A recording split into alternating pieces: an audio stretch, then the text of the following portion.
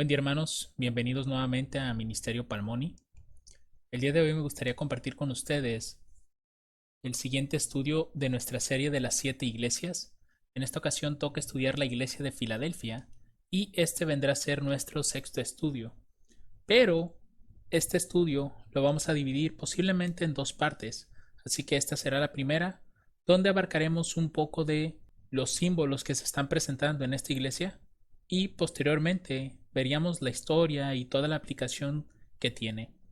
Así que antes de comenzar con nuestro estudio, les invito a que me acompañen a realizar una oración. Vamos a orar. Padre Celestial, te damos las gracias en esta hora por la oportunidad que nos das de poder abrir tu palabra. Nuevamente invocamos tu santo nombre, Señor, en nuestro estudio, que tú nos puedas guiar y dirigir a toda verdad. Queremos comprender, Señor, a la sexta iglesia. Queremos comprender, Señor, las cosas que sucedieron durante esta época de tu iglesia, para poder extraer principios y verdades para nuestro tiempo. Quédate en nuestros corazones, Padre, danos mucho entendimiento y sabiduría para no desviarnos de tu verdad, y que tus ángeles también nos estén acompañando durante este estudio.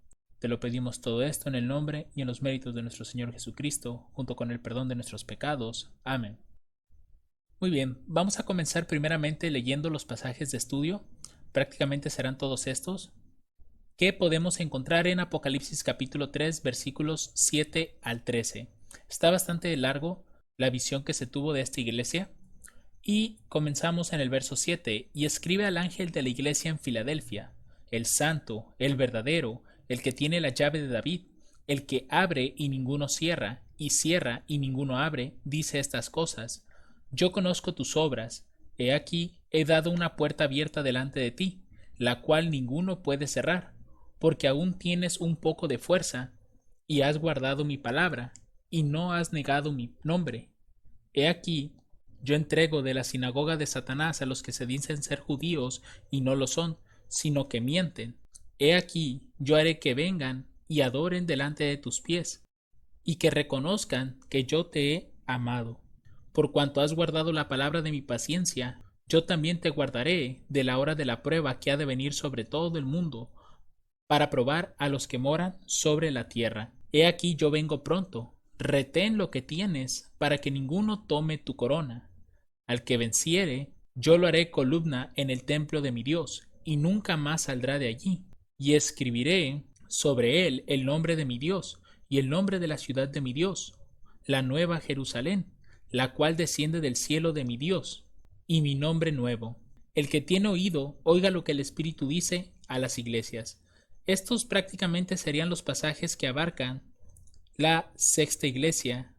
Y como les mencionaba al principio, realmente nosotros en este primer estudio vamos a abarcar la parte de los símbolos, la interpretación, que representan algunas cosas, y posteriormente estaremos viendo en qué parte de la historia se aplica. Aquí veremos también un poco de eso, la parte donde comienza esta iglesia, pero en la siguiente parte lo veremos con más profundidad, es decir, qué tanto abarca esta iglesia desde su comienzo y hasta dónde termina. Así que comencemos por la historia y la ubicación de esta iglesia. Filadelfia fue fundada en el año 189 a.C. y el nombre que tiene esa ciudad fue porque Eumenes II le dio el nombre por amor a su hermano, que se convertiría en su sucesor, Átalo II. Y esto es bastante interesante porque es precisamente aquí de donde obtiene ese nombre, que significa el que ama a su hermano, o en otras versiones también podemos encontrarlo como amor fraternal, o también como la ciudad del que ama a su hermano. Y es porque precisamente en Filadelfia nosotros vamos a encontrar ese reavivamiento que en su momento la iglesia fue perdiendo. Si ustedes recuerdan, cuando comienzan las iglesias, a Éfeso se le dice lo siguiente en Apocalipsis 2:4: pero tengo contra ti que has dejado tu primer amor. Y a partir de esta iglesia es donde vamos a comenzar a ver cómo la iglesia está comenzando a recuperar ese amor fraternal que había perdido, ese amor hacia la obra, hacia Cristo. Porque recuerden que la travesía comenzó con Éfeso, pasamos a Esmirna y las cosas todavía marchaban un poco bien. Pero cuando llegamos a Pérgamo empezaron los problemas reales. Porque si ustedes recuerdan, dentro de esta iglesia apareció el famoso Balaam y también la doctrina de los Nicolaitas. Posteriormente en Tiatira llega Jezabel con todas las obras perversas que hizo, y cuando llegamos a Sardis, como que la iglesia quería levantarse un poco, sin embargo, Dios le dice que sus obras no son perfectas delante de él. Así que a pesar de que durante la iglesia de Sardis vimos todo un reavivamiento de la Reforma Protestante, realmente no alcanzó a completar esa obra que Dios deseaba. Y es aquí precisamente en Filadelfia donde nosotros encontramos ese reavivamiento, esa recuperación del primer amor. Así que conociendo ya un poco de esta historia de Filadelfia, vamos a comenzar primeramente con el verso 7. Vamos nuevamente a leer este pasaje, el cual nos dice lo siguiente: y escribe al ángel de la iglesia en Filadelfia. Recuerden, Filadelfia significa amor fraternal. El santo, el verdadero, el que tiene la llave de David, el que abre y ninguno cierra, y cierra y ninguno abre, dice estas cosas. Si ustedes recuerdan, cada una de las 7 iglesias, Cristo se está presentando de una forma diferente, y generalmente esa forma en la que Él se está presentando es porque la iglesia va a pasar por algo similar. Por ejemplo, tenemos que en Éfeso, Cristo se está presentando a esta iglesia como el que tiene las 7 estrellas en su diestra y el que anda en medio de los 7 candeleros de oro. Aquí, Éfeso todavía no tenía tantos problemas, y el único que tenía era precisamente que estaba perdiendo su primer amor, y Cristo le instó a que regresara a ese primer amor. Después tenemos a la iglesia de Esmirna, y Cristo se le presenta a esta iglesia como el primero y el postrero, el que estuvo muerto y vive, lo cual implicaba cómo la iglesia de Esmirna, dentro de esa tribulación que se está mencionando ahí, evidentemente algunos iban a fallecer. Por tanto, Cristo de alguna manera estaba ayudando a esta iglesia, instándola a que no importara que perdieran sus vidas. De alguna manera, con esto Cristo le estaba enseñando a la iglesia que no importa que ellos perdieran sus vidas durante esa tribulación. Si ellos se mantenían fieles, tenían la plena promesa de Cristo de que iban a ser resucitados. Después, cuando pasamos a la iglesia de Pérgamo, a esta iglesia se le presenta como el que tiene la espada aguda de 2 filos, y de alguna manera Cristo quería mostrarle a esta iglesia que no importaba la situación por la que estaban pasando o aquellos personajes que se estaban metiendo dentro de la iglesia como Balaam y luego los Nicolaitas. Cristo conocía todo, sabía todo lo que estaba ocurriendo, y por alguna razón le quería hacer ver esto a Pérgamo. Después en Tiatira vemos que Cristo se muestra como el Hijo de Dios, que tiene sus ojos como llama de fuego y sus pies semejantes a latón fino.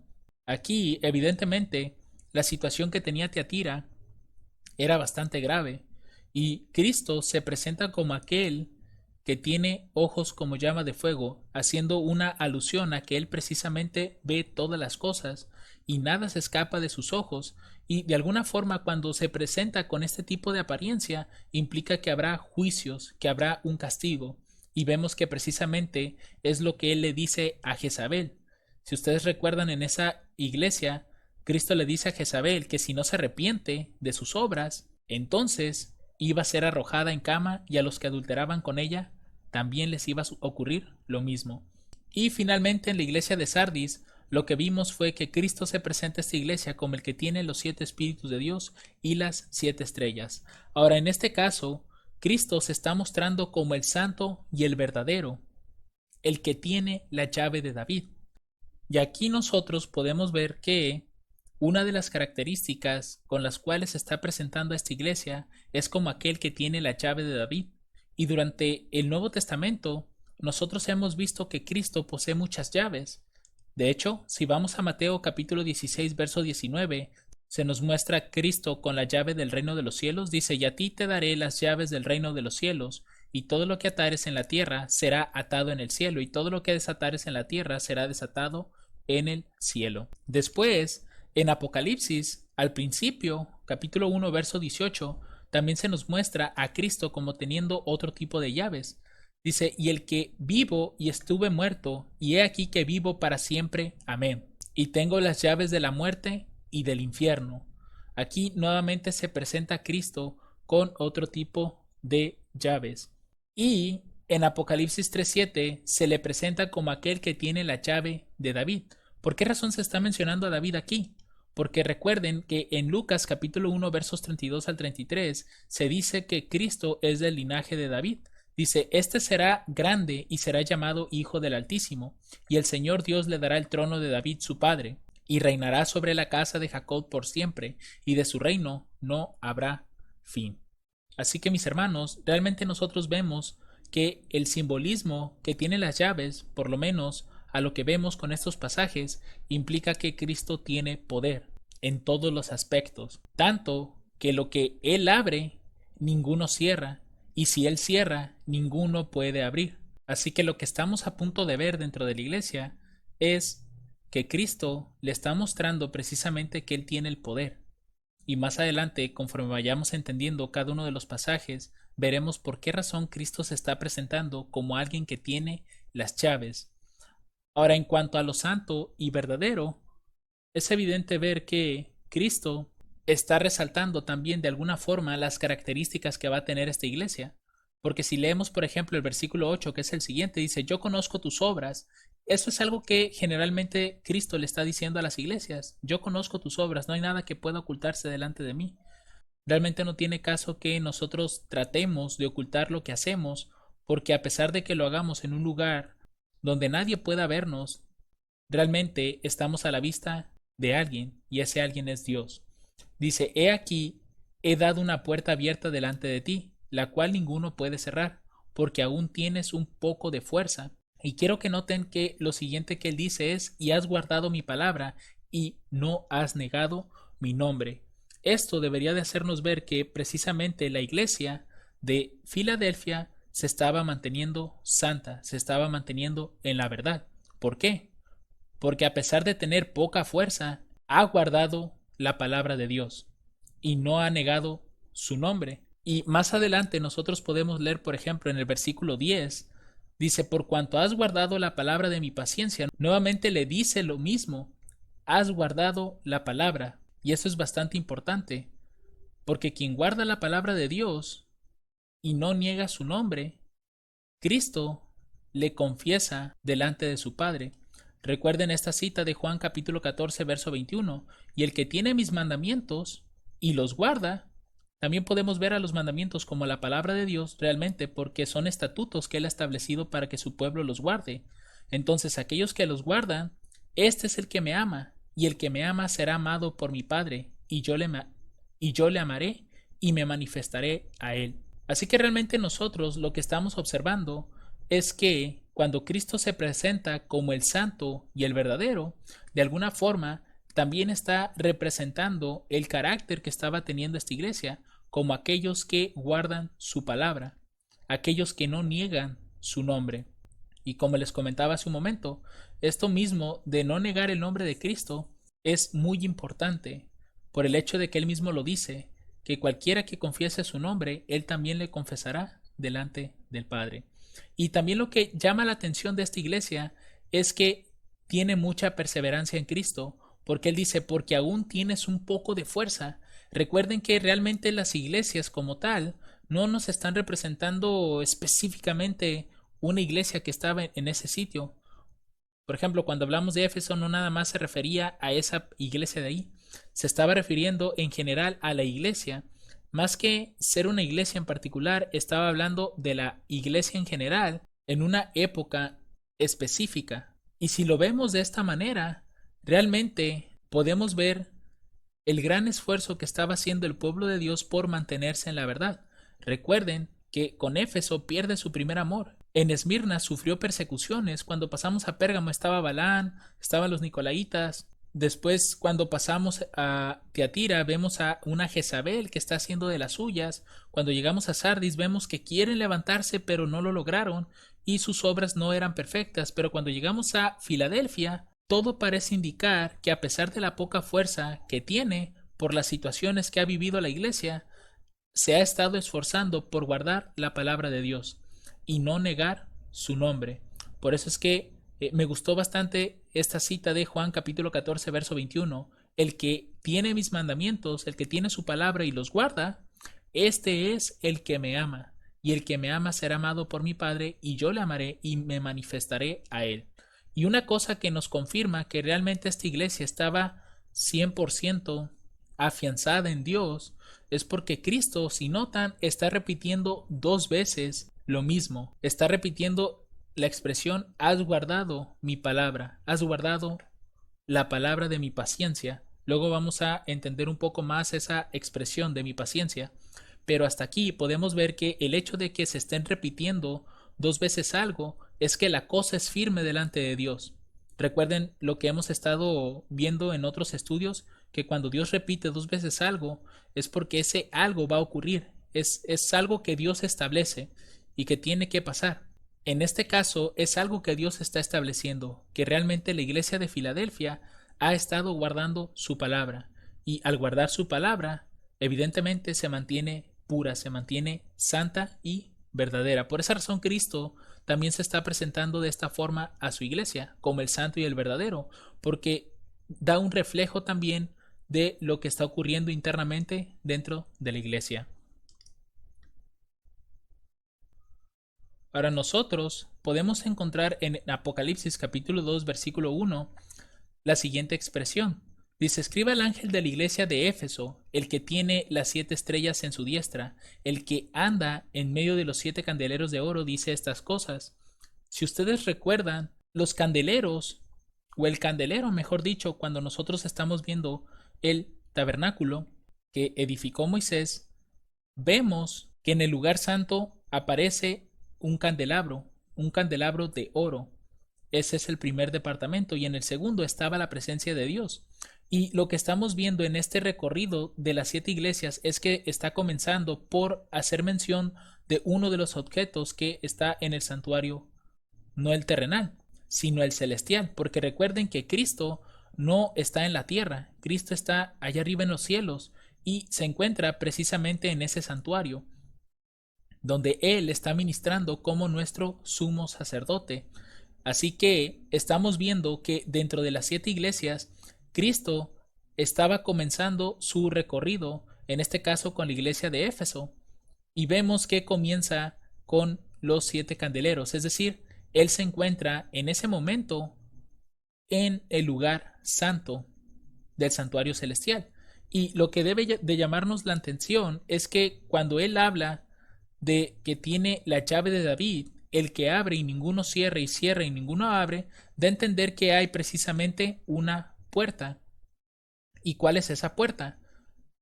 Cuando vamos a Apocalipsis 4, es decir, el capítulo que sigue, vamos a ver en el verso 1 y 2 que hay una puerta que se abre, y es una puerta que da al trono de Dios. Dice: después de estas cosas miré, y he aquí una puerta abierta en el cielo, noten, y la primera voz que oí era como de trompeta que hablaba conmigo diciendo: sube acá, y yo te mostraré las cosas que han de ser después de estas. Y al instante, dice Juan, estaba yo en el Espíritu, y aquí un trono que estaba puesto en el cielo y uno sentado sobre el trono. De manera que si nosotros vemos este pequeño diagrama del santuario terrenal, podemos ver que esto de aquí pues es el atrio. Entrabas, te topabas con el altar de bronce, después con la fuente, y entrabas al primer departamento, el lugar santo, donde encontramos ese candelero de oro, la mesa de los panes, y en esta parte de acá el altar del incienso. Y cuando comenzamos a leer Apocalipsis, si notamos, se nombra uno de los objetos que estaban en el lugar santo, de manera que Cristo, al comenzar las 7 iglesias, se encontraba aquí, pero posteriormente esa llave que él tiene está abriendo una puerta, que esa puerta nadie la puede cerrar, y esa puerta tiene que ser hacia el lugar santísimo. ¿Por qué? Porque nosotros vemos que cuando se abre esa puerta nos permite ver el trono de Dios. Y en el santuario terrenal, ¿dónde estaba el trono de Dios? Precisamente en el arca del pacto. Es ahí donde descansaba su presencia. Y también cuando vemos Levíticos 16, 1 y 2, es ahí donde podemos darnos cuenta que evidentemente el arca del pacto representaba el trono de Dios que estamos viendo en el capítulo 4 de Apocalipsis. Dice: y Jehová habló a Moisés después que murieron los 2 hijos de Aarón, cuando se acercaron delante de Jehová y murieron. Y Jehová dijo a Moisés: di a Aarón tu hermano que no en todo tiempo entre en el santuario detrás del velo, delante del propiciatorio que está sobre el arca, para que no muera, porque yo apareceré en la nube sobre el propiciatorio. Es decir, la presencia de Dios estaba aquí mostrada, y el sumo sacerdote ni siquiera entraba a diario, mis hermanos, solamente entraba una vez al año, y aún el mismo sumo sacerdote, a pesar de que a él se le permitía entrar ahí, si él tenía pecados ocultos, él podía morir en ese lugar, porque estaba ante la presencia de Dios. Por tanto, nosotros aquí estamos observando que esta iglesia tiene una conexión con el lugar santísimo. ¿Por qué? Porque se le está diciendo a la iglesia, se le está avisando de antemano que hay una puerta que se abrirá. De hecho, eso es lo que nosotros vemos precisamente en el siguiente verso, en el verso 8. Dice, yo conozco tus obras, he aquí he dado una puerta abierta delante de ti, la cual ninguno puede cerrar. Esta puerta que se abrirá es la del lugar santísimo, porque recuerden que en Apocalipsis nosotros estamos viendo el recorrido por el santuario celestial. Vemos el candelabro, vemos esta puerta que es abierta, el trono de Dios, vemos el altar del incienso, vemos todos esos objetos que están relacionados al santuario y de alguna manera nos hace ver que Cristo está mostrándonos su oficio dentro del santuario celestial. Por eso es que aquí menciona, yo conozco tus obras, he aquí, he dado una puerta abierta delante de ti, la cual ninguno puede cerrar. Así que tengan eso en su mente porque realmente nosotros hablaremos de esto en la segunda parte. Veremos dónde se aplica, en qué momento se abrió esa puerta para poder ver el trono de Dios. Ahora lo que sigue es porque aún tienes un poco de fuerza y has guardado mi palabra y no has negado mi nombre. Y como yo les comentaba anteriormente, esa poca fuerza que le quedaba no es por nada, porque realmente cuando vemos el recorrido de las iglesias, por ejemplo, en Éfeso, vemos en los versos 3 y 4 lo siguiente, y has sufrido. Noten, Éfeso llegó a sufrir, pero ¿qué tenía? Tenía paciencia, y has trabajado por mi nombre, y no has desfallecido, pero tengo contra ti que has dejado tu primer amor. Aquí comenzó como que ese decaimiento en la iglesia. Después, cuando pasamos a Esmirna, vemos que sufre una gran tribulación. Apocalipsis 2:10, no tengas ningún temor de las cosas que has de padecer. He aquí el diablo echará a algunos de vosotros a la cárcel para que seáis probados, y tendréis tribulación de 10 días. Ya en nuestro estudio vimos que esos 10 días equivalen a 10 años. Cristo simplemente les hace la promesa, sé fiel hasta la muerte y yo te daré la corona de la vida. Es decir, no importa si tú mueres en eso, mientras lo hagas creyendo en mi nombre y manteniéndote firme en la verdad, tu corona estará asegurada.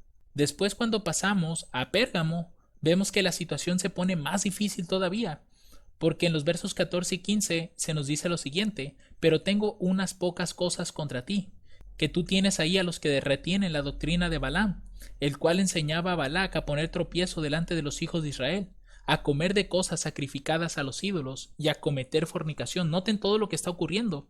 Así también tú tienes a los que retienen la doctrina de los nicolaitas, la cual yo aborrezco. Esta era una característica favorable que tenía Éfeso, que ellos habían rechazado esta doctrina de los nicolaitas. Pero si notamos con el tiempo, estos nicolaitas lograron meterse dentro de la iglesia. Y ya estuvimos viendo qué representan, en este caso, los nicolaitas y la doctrina de Balaam, qué son esas doctrinas y cómo afectaron a la iglesia. Y finalmente llegamos a la iglesia de Tiatira, hablando precisamente del capítulo 2, porque recuerden que solamente en el capítulo 2 hay 4 iglesias. Aquí se nos dice que respecto a esta iglesia, pero tengo unas pocas cosas contra ti, porque permites a esa mujer Jezabel, que se dice profetiza, enseñar y seducir a mis siervos a fornicar y a comer cosas sacrificadas a los ídolos. Vemos que también ahí la iglesia tuvo luchas durante su tiempo. Y cuando llegamos a la iglesia de Sardis, vemos que a pesar de que se quiso esforzar, en el capítulo 3, verso 2, vemos que no fue suficiente. Sé vigilante, se le dice a Sardis, y afirma las otras cosas que están para morir. Ya vimos también qué representaban estas cosas, que eran las verdades que Dios les había dado, que ellos habían descubierto en su momento, y que con el tiempo fueron poco a poco cometiendo los mismos errores que Jezabel. Dice, porque no he hallado tus obras perfectas delante de Dios. Así que realmente vemos que esta iglesia ha pasado por mucho. Por eso es que aquí Cristo le dice, porque aún tienes un poco de fuerza, y no es por nada, mis hermanos, pero realmente estos hombres que trataron de mantener la verdad han estado luchando fervientemente porque la verdad siempre se mantenga, se sostenga.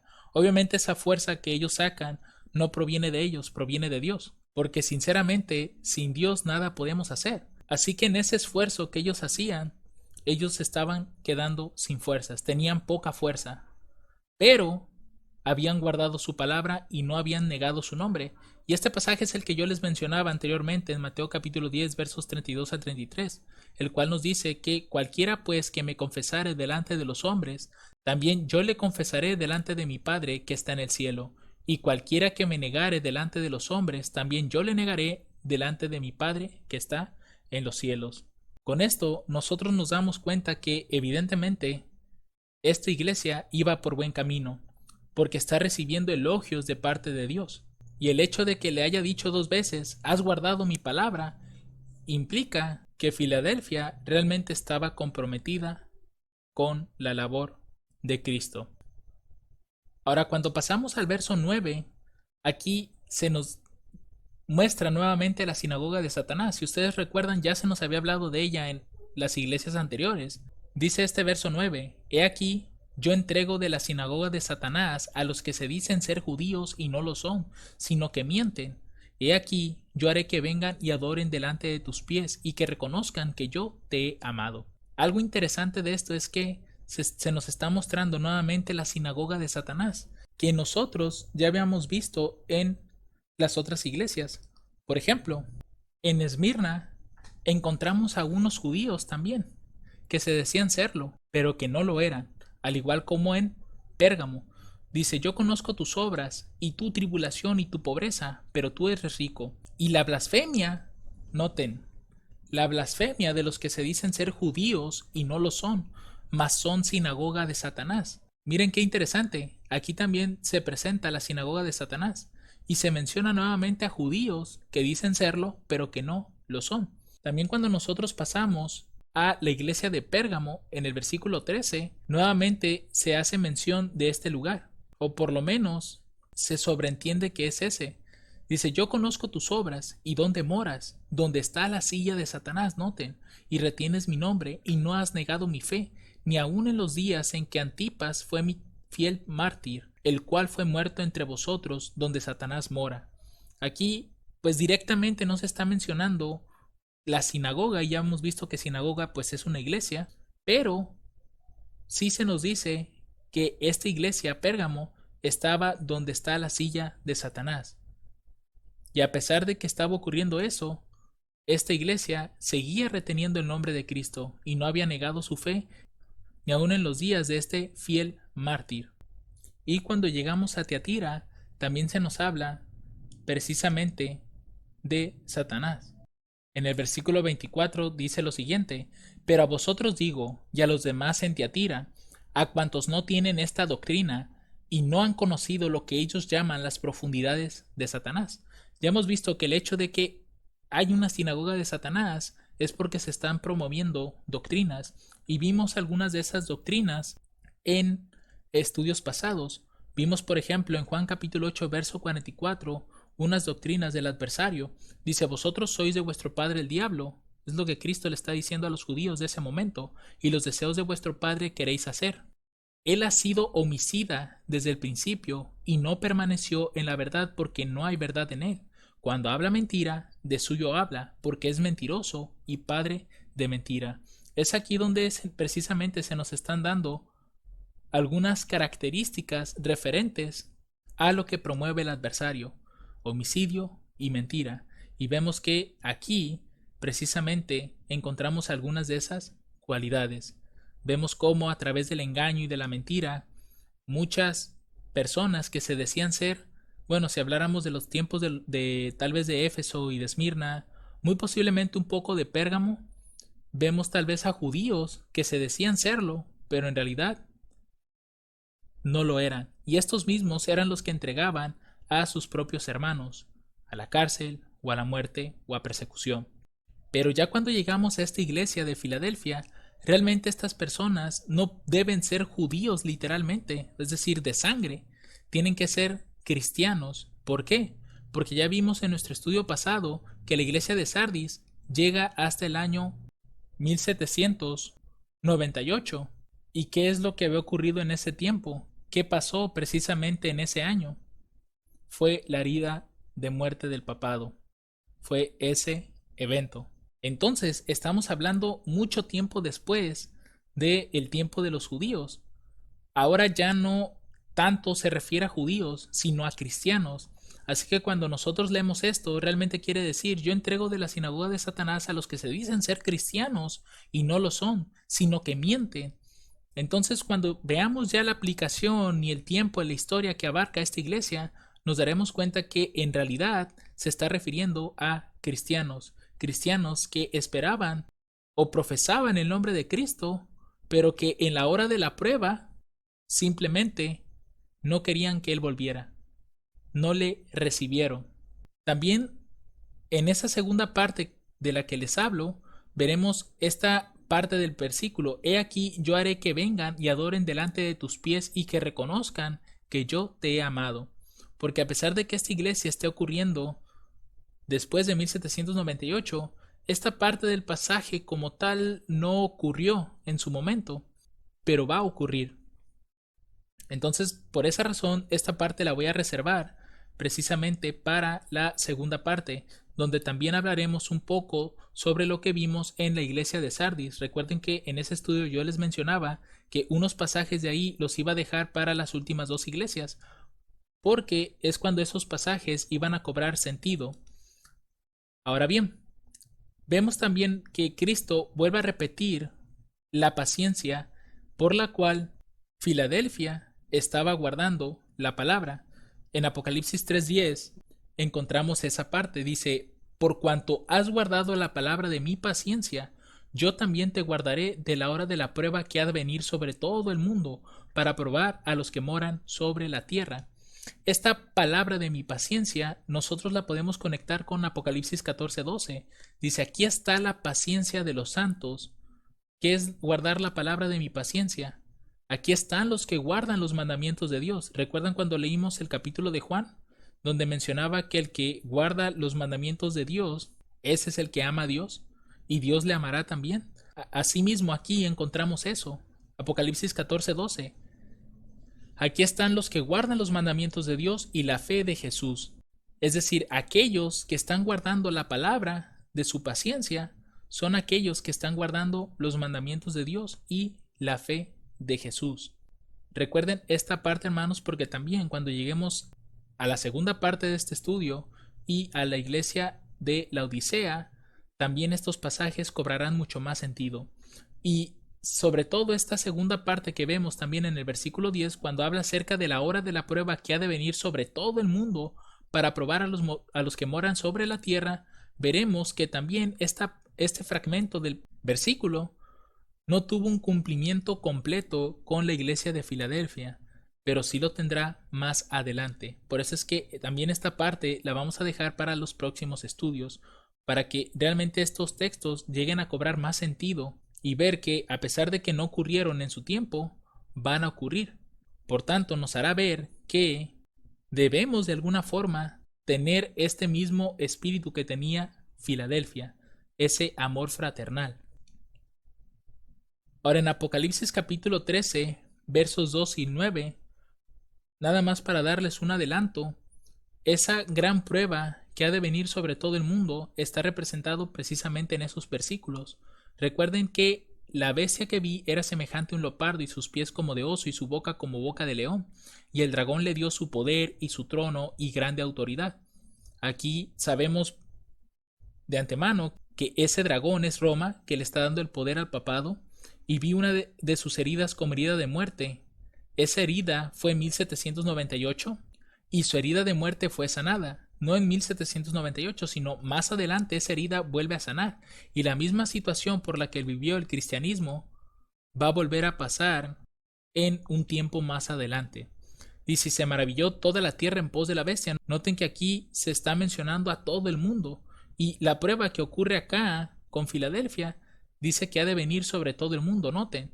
Y adoraron al dragón que había dado autoridad a la bestia, y adoraron a la bestia, diciendo, ¿quién es semejante a la bestia y quién podrá luchar contra ella? Y le fue dada boca que hablaba grandes cosas y blasfemias, y le fue dada potestad de actuar 42 meses. Esos 42 meses representan 1260 días, que si las convertimos a días proféticos representarían 1260 años, que terminan precisamente en 1798. Se le dio ese tiempo de actuar. Sin embargo, recuerden que su herida sanaría, no en 1798, pero sí más adelante esa herida volverá a sanar, y cuando sane, la tierra se va a maravillar en pos de la bestia. Y es aquí donde nosotros vemos los siguientes pasajes. Y abrió su boca en blasfemias contra Dios para blasfemar su nombre y su tabernáculo, y a los que moran en el cielo. Y le fue dado hacer guerra contra los santos y vencerlos. También le fue dado poder sobre toda tribu y lengua y nación, noten, sobre todo el mundo. Y le adoraron todos los moradores de la tierra cuyos nombres, noten esto, no están escritos en el libro de la vida del Cordero. Y esto es importante porque algo que mencionan mucho las 7 iglesias es que únicamente los que han de ser salvos serán los que estén escritos en ese libro de la vida. Por tanto, el hecho de que aquí en el capítulo 3, verso 10, Cristo le esté haciendo la promesa a la iglesia de Filadelfia, que así como ha guardado la palabra de su paciencia, Cristo también promete que nos guardará de la hora de la prueba que ha de venir sobre todo el mundo. Es decir, que nuestros nombres van a estar en el libro de la vida del Cordero. Dice, el cual fue inmolado desde la fundación del mundo. Si alguno tiene oído, oiga, escuche, esté atento. Así que esa hora de la prueba que ha de venir sobre el mundo para probar a los que moran en la tierra es esto. Es el momento en el que la herida de esta bestia sana, y es cuando toda la tierra nuevamente se maravilla en pos de la bestia. Pero de esto hablaremos en los siguientes estudios de la segunda parte de este tema y la iglesia de la Odisea. Ahora, cuando pasamos al verso 11, aquí Cristo le dice lo siguiente a su iglesia: He aquí, yo vengo pronto. Esta es una de las primeras alusiones que Cristo hace dentro de las 7 iglesias sobre su regreso, y le expresa de una forma tal que nos hace ver a nosotros que la venida del Señor ya está cerca. Si notan, cuando comenzamos con las iglesias, este tipo de expresiones jamás se mencionan, así como esta, es decir, yo vengo pronto. Y eso es porque si habláramos de Éfeso, Cristo todavía no estaba ni cerca de venir. Esmirna tampoco, Pérgamo menos. Con Tiatira ya se estaba acercando un poco, en Sardis de igual forma, porque se menciona, recuerden, que vendría como ladrón en la noche, pero en Filadelfia ya se está mostrando como he aquí yo vengo pronto, ya estoy presto a venir. ¿Por qué? Porque cada vez nos estamos acercando a la séptima iglesia, y si nada más son 7 iglesias, es porque la historia de la iglesia acaba con la Odisea. Ya no hay más iglesias después de ahí, si lo quisiéramos ver de esta forma. Es decir, hasta que acaba la séptima iglesia, ya es el fin de la historia de la iglesia, y al ser el fin de la historia de la iglesia, es el fin también del mundo. Es ahí cuando Cristo retorna, viene por su pueblo y se lo lleva. Así que aquí es donde se hace precisamente esa promesa, y después le dice, retén lo que tienes. Es decir, estas palabras no están hablando de cosas materiales, están hablando de las verdades que Filadelfia estaba entendiendo en su momento. Recuerden que con Sardis hubo un incremento de luz, pero no lo suficiente como para completar o hacer que la obra, o en este caso sus miembros, se reavivaran completamente, porque recuerden que se le dice a Sardis que sus obras no han sido perfectas o no están perfectas delante de Dios. Pero aquí, al ser puros elogios los que está hablando Cristo de Filadelfia, le dice, retén lo que tienes, esas verdades que te han sido entregadas, reténlas para que ninguno tome tu corona. ¿Y qué representa la corona? Si nosotros vamos a 1 Corintios 9:25, dice, todo aquel que lucha, de todo se abstiene, y ellos a la verdad para recibir una corona corruptible, pero nosotros una incorruptible. Asimismo, cuando vamos a 2 de Timoteo capítulo 4 versos 7 y 8, aquí también se nos dice algo similar. He peleado la buena batalla, he acabado mi carrera, he guardado la fe. Esto es lo que dice Pablo. Por lo demás, me está guardada la corona de justicia, noten, la cual me dará el Señor juez justo en aquel día, y no solo a mí, sino también a todos los que aman su venida. Noten que la corona está asociada a la justicia y está asociada a aquellos que han peleado la buena batalla, es decir, han luchado contra el pecado y han vencido en el nombre de Cristo. De igual forma, en Santiago capítulo 1, verso 12 encontramos una alusión similar. Bienaventurado el varón que soporta la tentación, porque cuando hubiere sido probado, recibirá la corona de vida que el Señor ha prometido a los que le aman. Nuevamente aquí se hace mención de los mandamientos de alguna forma. Recuerden que aquellos que aman a Cristo es porque guardan sus mandamientos, guardan sus palabras, y lo hacen con paciencia. Y la paciencia, lo que vemos en Apocalipsis 14, es aquellos que guardan los mandamientos de Dios y tienen la fe de Jesús. Así que esta corona está claramente asociada con la justicia de Cristo y le será otorgada a aquellos que han soportado la tentación, que han vencido las pruebas que se han presentado a lo largo de su vida, sobre todo en la prueba más grande que ha de venir sobre el mundo entero. Y en la siguiente cita, aquí se me pasó colocar la cita correcta, me parece que era de 2 de Pedro, dice, y cuando apareciera el príncipe de los pastores, vosotros, dice, recibiréis la corona incorruptible de gloria. ¿Quién es el príncipe de los pastores? Es Cristo. Y cuando Cristo aparezca, ¿a qué se refiere? A la segunda venida. Es cuando nosotros recibiremos la corona incorruptible de gloria. Así que evidentemente, esta corona la recibirán aquellos que venzan las tentaciones, que soporten las pruebas. Ahora, cuando pasamos a los versos 12 y 13, aquí, así como en todas las iglesias, viene una promesa para aquellos que venzan. Dice, al que venciere, yo lo haré columna en el templo de mi Dios, y nunca más saldrá de allí. Y escribiré sobre él el nombre de mi Dios y el nombre de la ciudad de mi Dios, la nueva Jerusalén, la cual desciende del cielo de mi Dios, y mi nombre nuevo. El que tiene oído, oiga lo que el Espíritu dice a las iglesias. Primeramente, hay que hacernos la pregunta, ¿habrá un templo en la tierra nueva? Es decir, cuando Dios restaure todas las cosas, porque recuerden que en Apocalipsis 21 se dice que el Señor hace nuevas todas las cosas, ¿ahí vamos a ocupar de un templo? Veamos lo que dice el capítulo 21, versos 22 y 23. Dice, y no vi templo en ella, noten. En la tierra nueva no habrá templo. Dice, porque el Señor Dios Todopoderoso y el Cordero son el templo de ella. Y la ciudad no tenía ni siquiera necesidad de sol, ni de luna, para que resplandezcan en ella, porque la gloria de Dios la iluminaba, y el Cordero es su luz.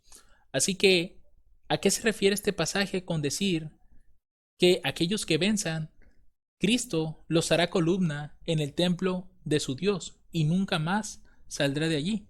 Si nosotros vemos otro de los pasajes de ese mismo capítulo, el verso 24, noten que aquellos que están escritos en el libro de la vida siempre van a permanecer en la ciudad santa, en el nuevo mundo que Dios está preparando para los que le aman. Dice, y no entrará en ella ninguna cosa inmunda o que hace abominación o mentira, es decir, ya no habrá más pecado.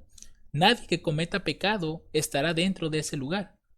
Dice, sino solo aquellos que están escritos en el libro de la vida del Cordero. Con esto, ya más o menos estamos entendiendo a qué se refiere Cristo con que nunca más saldrá de allí. Realmente, si pensamos literalmente en una estructura que tiene columnas, si tú quitas las columnas de ese lugar, pues evidentemente todo el templo cae. Aquí no pasará algo así con Dios, pero más que nada lo que está representando aquí es que las columnas en una estructura son necesarias y no puedes quitarlas porque todo se vendría abajo.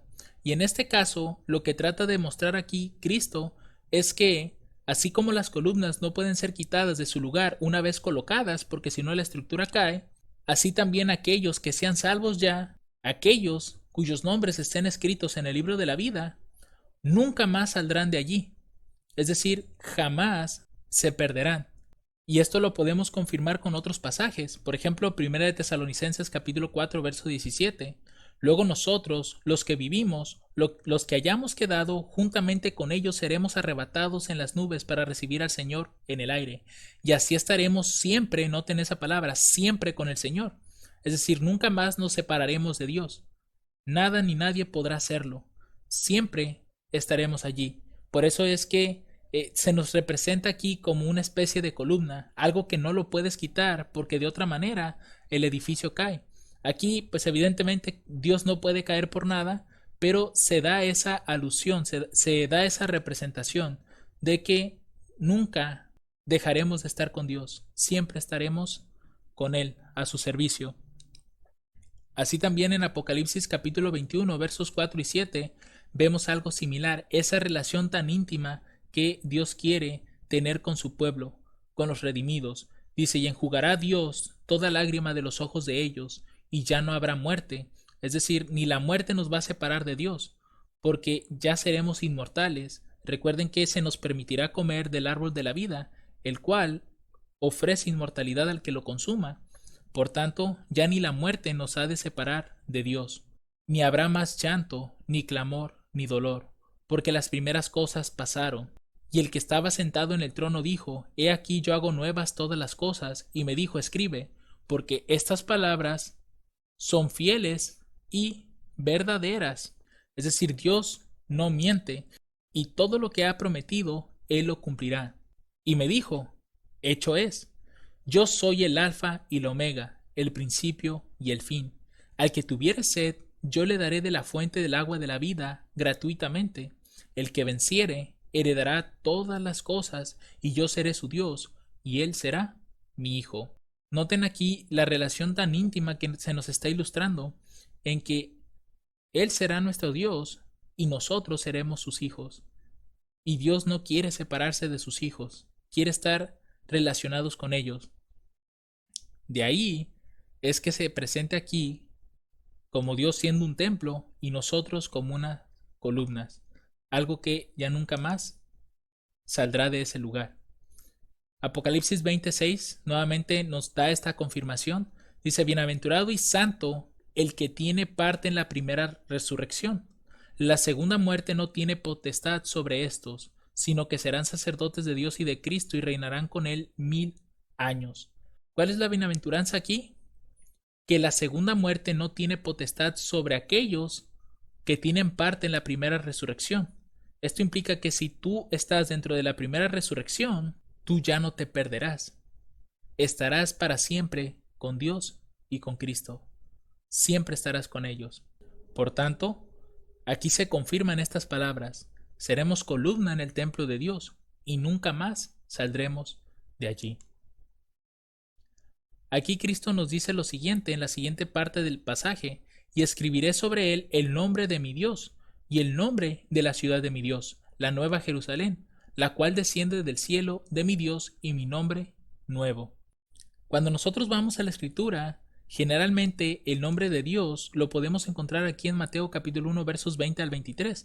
Dice, y dijo Moisés a Dios, He aquí, cuando yo llegue a los hijos de Israel y les diga, el Dios de vuestros padres me ha enviado a vosotros, si ellos me preguntaren, ¿cuál es su nombre? ¿Qué les responderé? Y respondió Dios a Moisés, Yo soy el que soy. Y dijo, Así dirás a los hijos de Israel, Yo soy, me ha enviado a vosotros. Y además dijo Dios a Moisés, Así dirás a los hijos de Israel, Jehová, el Dios de vuestros padres, aquí es donde encontramos su nombre, el Dios de Abraham, el Dios de Isaac y el Dios de Jacob me ha enviado a vosotros. Este es mi nombre para siempre. Este es mi memorial por todas las generaciones. Puede ser que este sea el nombre que se nos escriba, o tal vez sea un nombre nuevo, un nombre que nosotros no hayamos conocido, con el cual Dios se presentará. Recuerden que incluso nosotros tendremos un nombre nuevo, y Cristo también aquí se está mostrando con un nombre nuevo. En la Biblia se nos presenta a Cristo con dos nombres. Por ejemplo, Isaías 7:14, por tanto el Señor mismo os dará señal, he aquí una virgen concebirá y dará a luz un hijo y llamará su nombre Emmanuel, que significa Dios con nosotros. Y si vamos a Mateo, aquí encontramos otro nombre, Mateo 20 al 23. capítulo 1. Dice, y pensando él en esto, he aquí el ángel del Señor le apareció en un sueño, diciendo, José, hijo de David, no temas recibir a María tu esposa, porque lo que en ella es engendrado del Espíritu Santo es, y dará a luz un hijo y llamará su nombre Jesús, porque él salvará a su pueblo de sus pecados, y Jesús significa Dios salva o Dios salvará. Dice, todo esto aconteció para que se cumpliese lo que fue dicho del Señor por el profeta que dijo, he aquí una virgen concebirá y dará a luz un hijo y llamará su nombre Emmanuel. Aquí lo tenemos, que interpretado es Dios con nosotros. Realmente cuando nosotros vemos en la escritura estos nombres, lo que trataban de hacer era simbolizar la obra que estaba haciendo en este caso Cristo y al mismo tiempo lo que Dios estaba haciendo por su pueblo. Pero aquí se nos dice que se nos va a revelar un nombre nuevo de Cristo, un nombre que nosotros no hemos conocido. Y es posible que también el Padre tenga un nombre distinto. No lo sabemos. Esto pues ya es una opinión personal, pero parece indicar que será así. Al tener nosotros un nombre nuevo, Cristo tener un nombre nuevo, es posible que el Padre también tenga un nombre que nosotros no hayamos conocido. Así que concluimos que el periodo de la iglesia de Filadelfia tiene que comenzar precisamente en el tiempo del fin, cuando el papado sufre su herida de muerte. Pero aquí la pregunta es, ¿cuándo termina? ¿En qué periodo acaba esta iglesia? Eso, como les comentaba, lo estaremos viendo en la segunda parte de este estudio de la iglesia de Filadelfia. Por el momento ya hemos entendido muchas cosas que ocurrieron dentro de esta iglesia y esto nos ayudará precisamente a entender en qué momento de la historia ocurrió. Sabemos que tiene que ser después de 1798, ese será su inicio, porque es aquí donde hay un incremento de luz. Eso lo veremos también en esa segunda parte. Así que por el momento, hasta aquí concluimos el estudio. Espero, como siempre, que sea de gran bendición. Y si alguno de ustedes quisiera hacer un aporte o tiene alguna pregunta o alguna duda que les haya quedado, pueden dejarla en los comentarios de abajo. Que el Señor les bendiga abundantemente. Amén.